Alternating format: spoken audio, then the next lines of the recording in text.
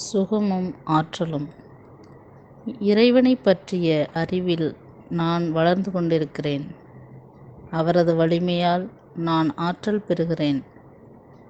இருளின் பிடியிலிருந்து விடுதலை பெற்று இறையரசின் பிள்ளையாகிறேன். நான் கடவுளுக்குள் பிறந்தவள். என்னுள் உலகை வெல்லும் நம்பிக்கை குடிகொண்டுள்ளது.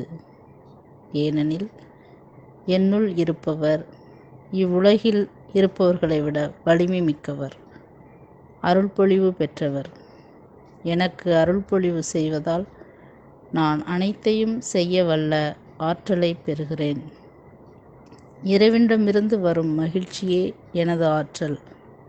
ஆண்டவரே, என் வாழ்வின் பலம். இறைவனிடமிருந்து கிடைக்கும் அமைதியே எனது உள்ளத்தையும் மனதையும் காத்து வருகிறது. நல்லன எவையோ, கலப்பற்றது எதுவோ, நிறைவானது எதுவோ, அழகானவை எவையோ அவற்றையே நான் சிந்திக்கிறேன். என் வாயினின்று ஒழுக்கக்கேடான வார்த்தைகள் வராது. எவை கேட்போருக்கு நன்மை பயக்குமோ, எவை நல்வழி காட்டுமோ அவையே என் வாயினின்று வெளியாகும். இறுதி நாளில் இறைவனின் சினத்திற்கு ஆளாகாமல் இருக்க தூய ஆவியானவரை வருத்தமுறச் செய்ய மாட்டேன். இறை வார்த்தையின் உண்மையை எடுத்துரைப்பேன். ஆண்டவர் இயேசுவுக்குள் அனைத்திலும் வளர்ச்சி காண்பேன். இப்போது எனக்குள்ள ஆண்டவரின் நிலையான நிறைவான வாழ்வு இருப்பதனால் அவரது கைகளிலிருந்து என்னை யாரும் பறித்துவிட முடியாது.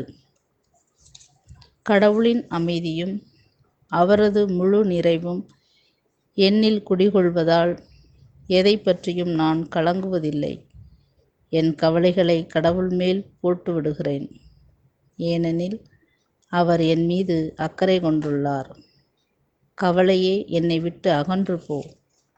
என் பார்வையிலிருந்து இறைவனின் வாக்கு மறைந்து போக விடமாட்டேன். ஏனெனில் அதுவே எனது உயிர். அதை கண்டடைந்துள்ளேன். அதுவே என் உடலுக்கு ஆரோக்கியமும் சுகமும் ஆகும். கடவுள் என் பக்கம் உள்ளார். அவர் இப்போது என்னோடு உள்ளார். எனக்கு எதிராக யார் நிற்க முடியும்? வாழ்க்கைக்கு தேவையான அனைத்தையும் அவர் எனக்கு அளித்துள்ளார். இறைத்தன்மையில் எனக்கு பங்களித்துள்ளார்.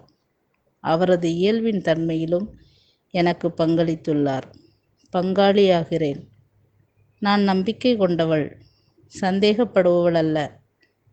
அந்த நம்பிக்கையால், இயேசுவின் பெயரால் எல்லா தீய ஆவிகளையும் விரட்டுகிறேன். புதிய மொழிகளை பேசுகிறேன். நோயாளிகள் மீது கைகளை வைக்க அவர்கள் குணம் பெறுகின்றனர். நான் அருள்பொழிவு பெற்றவள். தனது பெயரை பயன்படுத்த இயேசு எனக்கு அதிகாரம் வழங்கியுள்ளார். உலகில் நான் கட்டுவது விண்ணகத்திலும் கட்டப்படுகிறது. தீய ஆவியே, நான் உன்னை கட்டுகிறேன். நீ கட்டப்பட்டு விட்டாய். நான் உலகில் எதை அவிழ்க்கிறேனோ அது விண்ணகத்திலும் அவிழ்க்கப்படும்.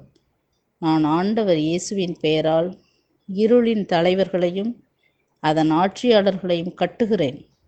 உயர்ந்த இடத்தில் இருப்பவர்களின் ஆன்மீக தீமைகளை கட்டி அவை எனக்கு எந்த தீங்கும் செய்ய இயலாதவையாக ஆக்கிவிடுகிறேன். நான் கடவுளின் அருள் வழியில் நடக்கிறேன். தூய ஆவியே எனக்கு ஆறுதலாக உள்ளார். ஆண்டவரிடமிருந்து எனக்கு உதவி, உயர்வு, செழுமை, நிறைவாழ்வு வருகின்றன. இறைவனின் தூதர்களே, செல்லுங்கள். நல்ல அறுவடையை கொண்டு வாருங்கள். நான் கூறிய வார்த்தைகளை உற்று கேளுங்கள். செல்லுங்கள். நான் கூறியவை நிறைவேறும்படி செய்யுங்கள். நான் இறைவனின் கைவேலைப்பாடு. கிறிஸ்து இயேசுவின் சாயலில் படைக்கப்பட்டவள்.